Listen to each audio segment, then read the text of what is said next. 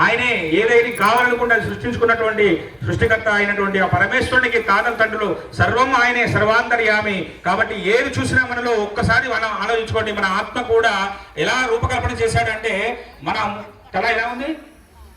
రౌండ్గా ఉంది. రౌండ్ ఏంటిది? శివలింగాకారం. ఏది ఎలా ఉంది?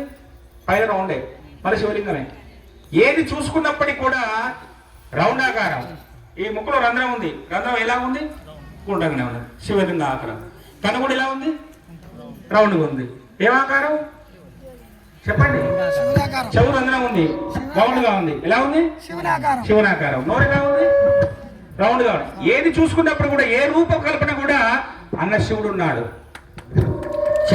రోమ రోమంలో, ప్రతి అణువులో, ప్రతి రూపంలో కూడా. మనం ఇల్లు కట్టుకున్నాం, ఇల్లు ఎలా ఉంటుంది? చూస్తే రూపకల్పన రౌండ్గానే వస్తుంది. దర్వాజా ఉంటుంది, దర్వాజా వస్తుంది, రౌండ్గానే వస్తుంది. మనం వండుకునే గిన్నె ఎలా ఉంటుంది? పొయ్యి ఎట్లుంటుంది? ఏది ఎక్కడ ఎక్కడ లేదు రౌండ్ చెప్పండి ఒకసారిగా.